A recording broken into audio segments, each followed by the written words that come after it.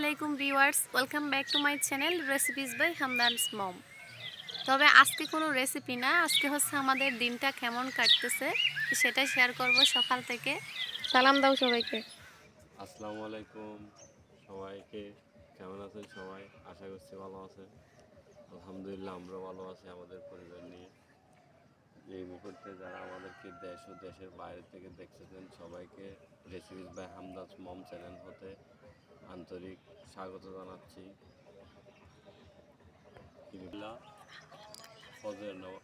আলহামদুলিল্লাহ ফজরের নামাজ আদায় করে আমরা সামান্য মর্নিং ওয়াক করার জন্য ছাদে আসলাম। ওয়েদার আলহামদুলিল্লাহ ভালো। এই তো একটু একটু সূর্যের দেখা মিলতেছে, মাশাআল্লাহ খুব সুন্দর করে সূর্য উঠতেছে। আজকে 22 তারিখ, পবিত্র জুমাবার। ছোট্ট একটা ব্লগ শেয়ার করতেছি, শো না টেনে আপনারা সবাই উপভোগ করতে থাকুন এই ব্লগটা। হ্যাঁ, আজকে জুমাবার, এখন 6:45। আজকে সকাল থেকে যা যা করব আপনাদের সাথে শেয়ার করব এই ছোট্ট ব্লগের মাধ্যমে। শো না টেনে ভিডিওটা দেখতে থাকুন। আসসালামু আলাইকুম।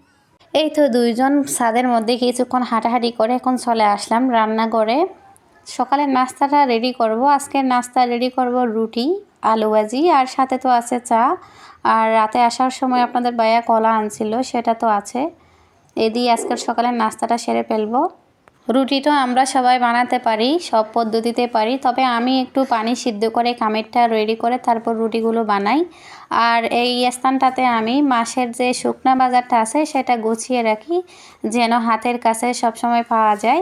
আমি রুটিগুলো একবার বানিয়ে এক সপ্তাহের জন্য রুটি ফ্রোজেন করি, সেজন্য বেশি করে রুটিটা বানাবো। আর পানি একটু বেশি হয়ে গেছে বলে আমি একটুখানি ঢেলে নিয়েছি, আর লাগলে পরে ইউজ করতে পারবো। আমার মতো কে কে এরকম খামির রেডি করে রুটিগুলো বানান বলতে পারেন। আপনাদের ভাইয়া কিন্তু খুব বেশি রুটি খেতে পছন্দ করে, এজন্য আমি একবার রুটি বেশি করে বানিয়ে এক সপ্তাহের জন্য ফ্রোজেন করে রাখি। আর আপনারাও চাইলে আমার যে পদ্ধতি ইউজ করতেছি আমি সেই পদ্ধতিতে ফ্রোজেন করতে পারেন। ফ্রোজেন করলে হয় কি, সকালের নাস্তার জন্য আর কোনো প্যারা লাগে না, সহজে বের করে ভেজে নিলে রেডি করা হয়ে যায় নাস্তা সকালের। রুটি ফ্রোজেন থাকলে সহজে আমি সময় মতো ভেজে দিতে পারি সকালের নাস্তায়। আর প্রতিদিন বাচ্চাদের নিয়ে সংসার সামলানো প্লাস রুটি বানানো অনেক ক্রিটিক্যাল হয়ে পড়ে। আপনারা চাইলে আমার মতো এক সপ্তাহ বা 10 দিন কি 15 দিনের জন্য এরকম রুটি বানিয়ে ফ্রোজেন করে রাখতে পারেন। দেখুন আমার কিন্তু রুটির খামিরটা হয়ে গেছে, এখন আমি সাইড করে নামিয়ে একটু ঠান্ডা করে নেব।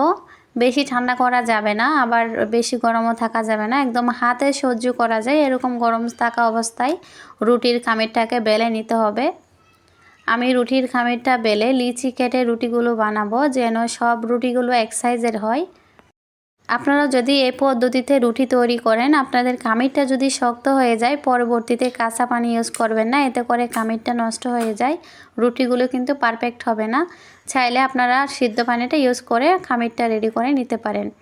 এখন আমি লিচি কেটে নিয়েছি সমান ভাগ করে, আমি রুটিগুলো কিন্তু বানিয়ে নিয়েছি। আজকের আন্দাজে 5 থেকে 6টা রুটি ভেজে আর বাকি রুটিগুলো আমি 30 সেকেন্ড করে এপিট ওপিট করে একটু ভাপ দিয়ে নিয়ে ফ্যানের বাতাসে ঠান্ডা করে একটা এয়ারটাইট বক্সে রেখে নর্মাল ফ্রিজে সংরক্ষণ করে রেখে দেব। আমি ফার্স্টে সংরক্ষণ করার জন্য যে রুটিগুলো নিয়েছি সেগুলো একটু ভাপ দিয়ে নিয়ে নিয়েছি 30 সেকেন্ড, এর উপর বেশি করবেন না, এর হলে কিন্তু আপনার রুটিগুলো শক্ত হয়ে যাবে।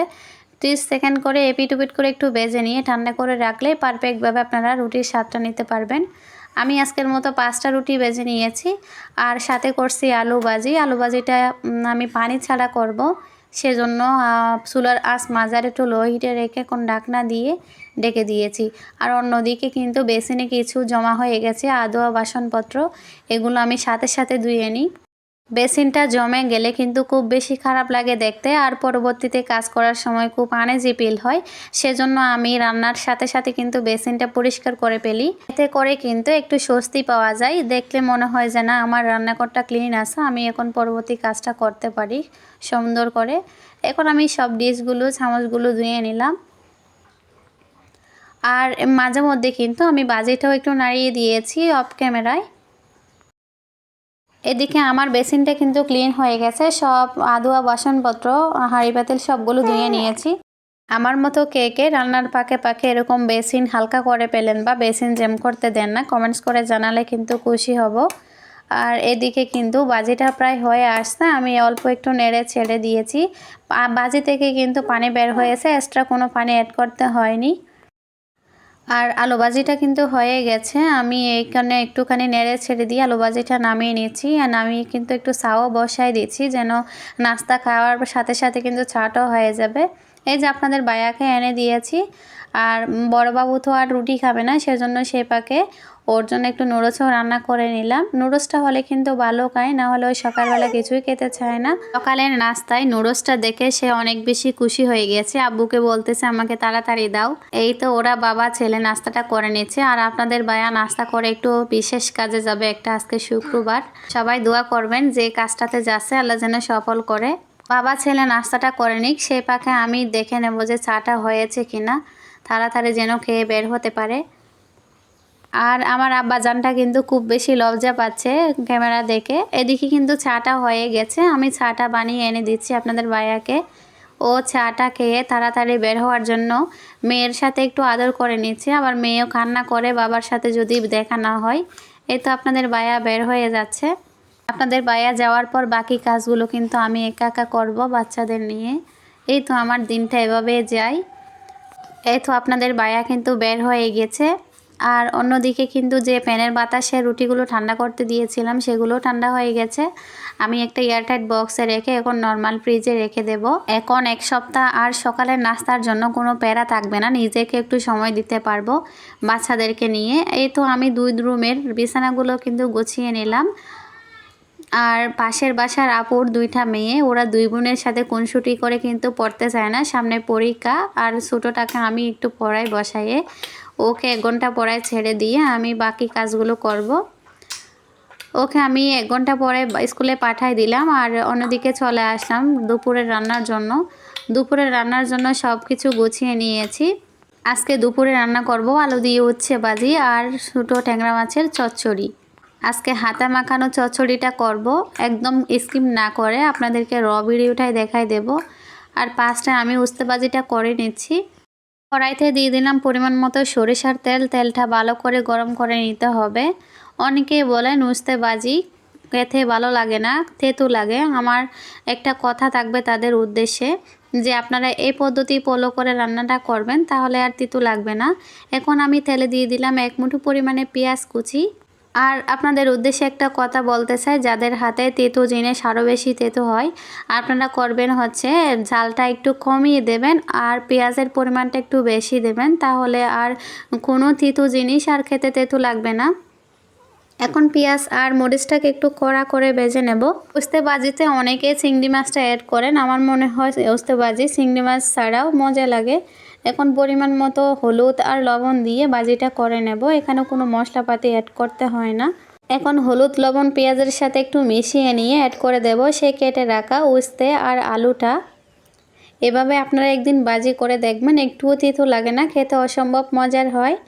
ভাজিটা করার সময় কোনো পানি অ্যাড করা যাবে না, আমি পানি অ্যাড ছাড়া করব। দেখতে পাচ্ছেন আমি কিন্তু ভাজির কুটাটা দিয়ে দিলাম। এখন ভালো করে মিশিয়ে নিয়ে চুলার হিট লো হিটে রেখে আমি ঢাকনা দিয়ে রান্না করব 4 মিনিটের মতো। রেসিপি ভিডিওর পাশাপাশি আমার এই ডেইলি ব্লগগুলো কারা কারা দেখতেছেন অবশ্যই কমেন্টস করে জানাবেন। এতে করে কিন্তু আমি বেশি উৎসাহিত হব আপনাদেরকে ভিডিও দেওয়ার জন্য। ভাজিটা অল্প একটু মিশিয়ে নিয়ে চুলার হিট লো হিটে রেখে এখন আমি ঢাকনা দিয়ে রান্না করে নেব যতক্ষণ না পর্যন্ত ভাজিটা সফট হয়ে আসবে। ভাজিটা এখন ঢাকনা দিয়ে রেখে দেব যতক্ষণ না পর্যন্ত একটুখানি সিদ্ধ হয়ে যায়। আর আমি এখানে কোনো পানি ইউজ করব না। উস্তে ভাজিতে পানি অ্যাড করবেন না, একটু তেলের পরিমাণ বেশি করে দিয়ে এভাবে ভাজিটা করতে পারেন। ভাজিটা মাঝে মাঝে একটু নেড়ে ছেড়ে দিতে হবে যেন তলাতে লেগে না যায় বা পুড়ে না যায়। মাঝে মাঝে ঘন ঘন করে একটু নেড়ে ছেড়ে দিতে হবে, তাতে করে কিন্তু আপনার ভাজিটা পারফেক্ট হবে। এইভাবে ভাজিটা করলে আপনাদের উস্তে একটাও ভাঙবে না, আলুও সম্পূর্ণ থাকবে। ভাজিটাও দেখতে যেমন সুন্দর হবে, খেতেও অসম্ভব মজার হবে। দেখুন আমি অনবরত কিছুক্ষণ পরপর নেড়ে ছেড়ে দিয়ে ভাজিটা করে নিচ্ছি। ভাজিটা ওইদিকে হতে থাক, এদিকে আমি ট্যাংরা মাছের চচ্চড়িটা হাতে মাখায় নেব। সেজন্য যে কড়াইতে আমি রান্নাটা করব সেই কড়াইতে নিয়ে নিলাম পেঁয়াজ কুচি, কাঁচামরিচ কুচি, টমেটো কুচি আর চচ্চড়িতে যে যে মশলাগুলো ইউজ করব সেগুলো একসাথে দিয়ে আমি হাতে মাখায় নেব। দিয়ে দিচ্ছি পরিমাণ মতো লবণ আর হচ্ছে জিরা, আদা, রসুন একসাথে বেটে নিয়েছি, সেটা দিয়ে দিচ্ছি 1.5 টেবিল চামচের মতো। আর দিয়ে দেব হাফ চামচের মতো শুকনো ঝালের গুঁড়া, এটা শুধু কালারের জন্য। ট্যাংরা মাছের চচ্চড়িটা এরকম কাঁচা ঝাল বেশি করে দিয়ে করবেন, একটু ঝাল ঝাল হবে, খেতে অসম্ভব মজার লাগে। দিয়ে দিলাম পরিমাণ মতো হলুদ আর অল্প একটু শুকনো ঝালের গুঁড়া। এখন পরিমাণ মতো তেল দিয়ে ভালো করে টমেটোটাকে গলে যাওয়া পর্যন্ত ভালো করে মাখিয়ে নিতে হবে। চচ্চড়ি করার ক্ষেত্রে মাছের সাথে যদি আপনি টমেটো পেঁয়াজটা মাখাতে যান তাহলে ভালো করে মাখানো হয় না, এতে করে স্বাদটা ভালো আসে না। এরকম পাস্টে মাছ ছাড়া আপনি মশলার সাথে টমেটো আর পেঁয়াজটাকে কষলিয়ে নেবেন, এতে করে কিন্তু টমেটোর চচ্চড়ির স্বাদটা পেয়ে যাবেন। দেখুন আমি আলতো করে হাত দিয়ে চেপে চেপে কিন্তু ভালো করে পেঁয়াজ আর টমেটোটাকে গলিয়ে নিয়েছি। এই হাতে মাখা চচ্চড়িটা অনেক বেশি মজার হয়ে থাকে। মাখানো হয়ে গেলে এখন মাছটাকে দিয়ে আলতো করে মশলার সাথে ভালো করে মিশিয়ে নিতে হবে। ট্যাংরা মাছের 2-1টা রেসিপি আমার চ্যানেলে ইতিমধ্যে আপলোড হয়ে গেছে, আপনারা চাইলে দেখে নিতে পারেন। দেখুন আমি মাছটার সাথে কিন্তু আলতো করে মশলাটা মিশিয়ে নিয়েছি। এখন হাত ধুয়ে যতটুকু পর্যন্ত পানিটা লাগবে সেই পানিটাই আমি এখানে অ্যাড করব, বাড়তি কোনো পানি অ্যাড করব না। চচ্চড়িটা কিন্তু একটু মাখানো মাখানো হবে, বেশি কিন্তু ঝুল ঝুল হবে না। এখন আমি হাতটা ধুয়ে জাস্ট যেটুকু পানি লাগবে সেই পানিটা দিয়ে চচ্চড়িটাকে ঢাকনা দিয়ে রেস্টে রেখে দেব। ট্যাংরা মাছের এরকম হাতে মাখানো চচ্চড়ি কারা কারা পছন্দ করেন, আগে কারা খেয়েছেন অবশ্যই কমেন্টস করে জানালে কিন্তু খুশি হব। আর অন্যদিকে কিন্তু ভাজিটাও আমার হয়ে গেছে, এখন আমি অল্প একটু নেড়ে ছেড়ে উস্তে ভাজিটাকে নামিয়ে নিচ্ছি। ভাজিটা নামিয়ে আমি ট্যাংরা মাছের চচ্চড়িটা বসাই দেব।